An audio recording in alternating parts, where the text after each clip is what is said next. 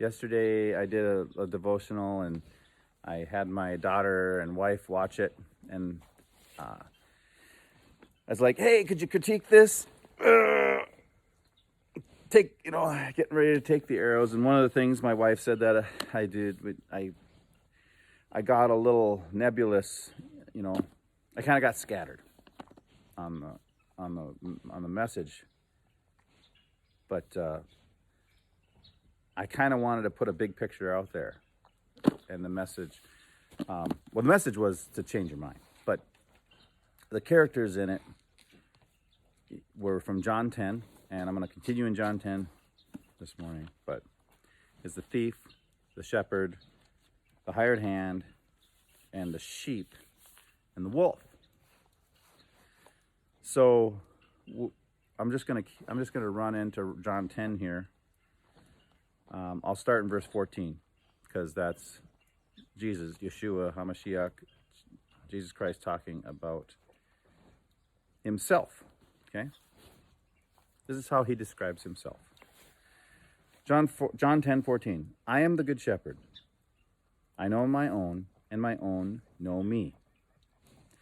Just as the Father knows me, and I know the Father, and I lay my life down for the sheep.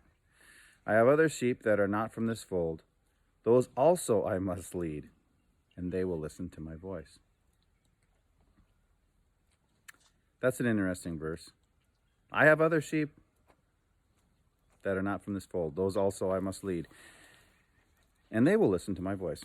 So there will be one flock and one shepherd. I'd like to talk about this other fold.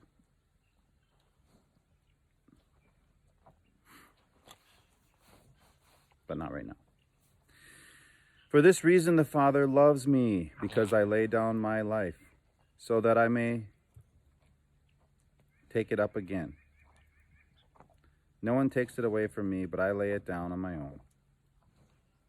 I have the authority to lay it down, and I have authority to take it up again. This command I received from my Father. Again, a division arose among the Judeans because of these words. Many of them were saying, "He is a demon. He is insane. Why listen to him?" Others said, these are not the sayings of someone who is plagued by a demon. A demon cannot open the eyes of the blind, can it? Some despised the light and hardened. Then came Hanukkah, the festival of lights. It was winter in Jerusalem. Yeshua was walking in the temple around Solomon's colonnade. Then the Judean leaders surrounded him, saying, "How long will you hold us in suspense? If you are the Messiah, tell us outright." Messiah, the sent one. Yeshua answered them, "I told you, but you don't believe. The works I do in my Father's name testify concerning me, but you don't believe, because you are not my sheep. My sheep hear my voice. I know them and they follow me."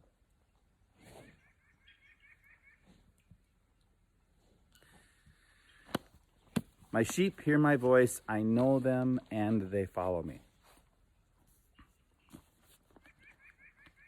Yesterday I said, we're all many things.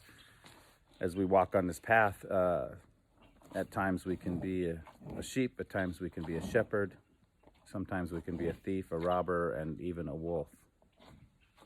The fruits of the wolf are destruction. But destruction is to take a clean thing and make it dirty. To take a simple word and make it complicated. Jesus was never terribly complicated with his sheep. He explained the things he said to the Pharisees that he said that were complicated to them because they held ill will toward him and were trying to trick him. So he was taking care of that handily by simply explaining things in parables, or sharing principles in parables, and it confused them. But a sheep seeking to know the truth would follow him. He had 72 disciples or so earlier on, and a lot of them left all the way down to the 12. But his disciples were seeking him and then asking questions with earnest desire to understand the Word of God and the Father and what he was doing there, because they expected a new Moses, right? They expected to be led out of Egypt. They expected a conquering king. And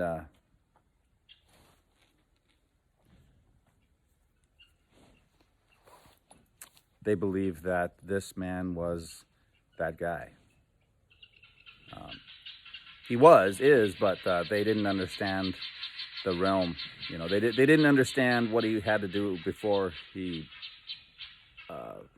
attained his high priesthood, right? So Jesus said later on that he's the Word made flesh. So he's the Word, right? The Word made flesh. What is the Word of God? The Word of God is Jesus. So what is Jesus? Well, Jesus is the Word of God. So are we stuck in a paradox or what?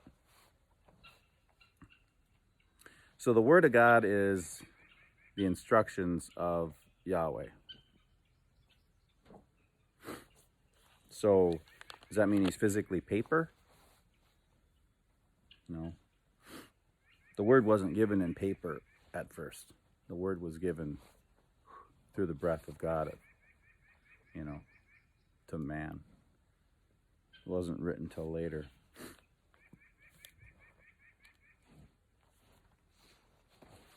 But Psalm 119 is a really good example of the importance of the Word of God. It's kind of a summary. It's the longest chapter, and each section has a portion of the Hebrew alphabet in it. I don't know if they did that for reference or if it actually naturally laid out that way, but it's really kind of neat because you can bust it down into 8 verse sections, and then you get the Hebrew alphabet. Like in this book here, you can see how it's kind of broken down, and it does that through all the verses. So it goes from the Aleph to the Tav, which is the A to Z, right?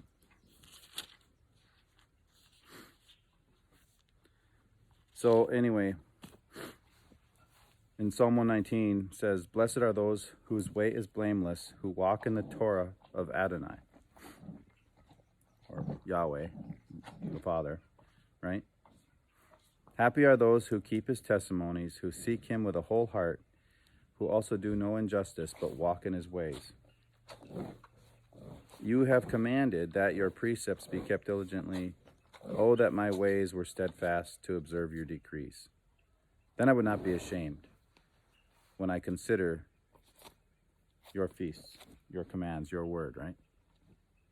Your mitzvah. "I will praise you with an upright heart. As I learn your righteous judgments, I will observe your statutes. Never abandon me utterly."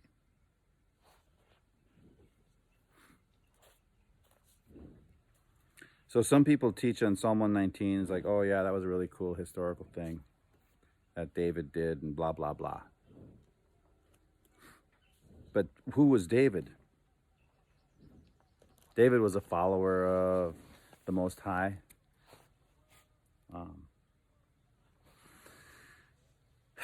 He stumbled, he had his own stumbling issues like we all do, but he was seeking the truth. He was following.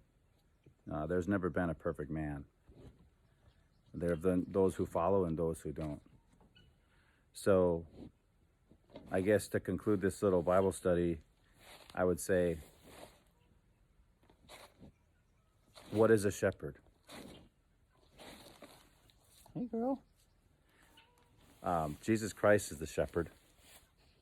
Okay? He's a shepherd, and he seeks to protect his sheep. And he lays down his life for his sheep. He represents his sheep now in the kingdom of heaven at the right hand of God. And he is the Word made flesh. So what is a shepherd and what is the Word of God? I would say that the Scriptures are the Word of God. And a summary of the Scriptures is in Psalms, but obviously you can go back to, Genesis through the whole Tanakh is loaded with either the instructions of God or people that were trying to point people back to the instructions of God. And the writers of the Psalms were no exception. So I hope today you have a great day. I hope today you take a look at the book of John and chapter 10 and see our great shepherd in Jesus Christ, in Yeshua, and what he wants from us as his sheep. He doesn't want us to conquer the world. The world is burning. He just wants us to follow him. My sheep know me. They hear my voice and they follow me. And so I pray today you have a great day of following the great shepherd. Maisie, you got anything to say? Nope. Just wants more grain. Peace. So we're having a little hard time keeping weight on our horse, Abby. So we're adding half a cup of corn oil to her feed. I guess that's supposed to... I suppose that's supposed to really get into you, huh, girl? I'm not sure she likes it, though. She's been wormed, and they're always got hay, so I don't know. She always gets a little light about this time. Chickens. I don't have a lot on the farm, but I have my personalities. There's one. There's two. Chick, chick, chick, chick. A couple, are you guys the early birds? All right. Heard those are crowing in there.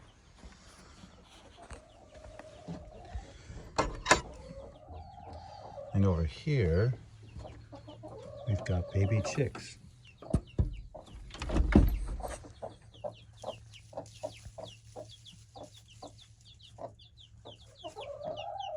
Hey, Mama. Hey, Mama.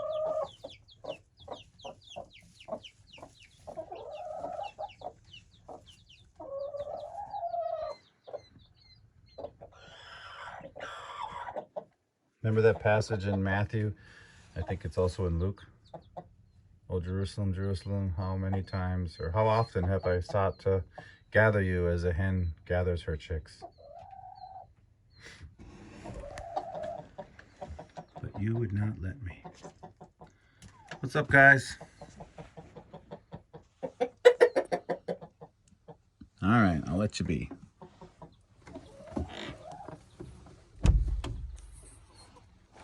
What do you think? All right, y'all. Have a great day.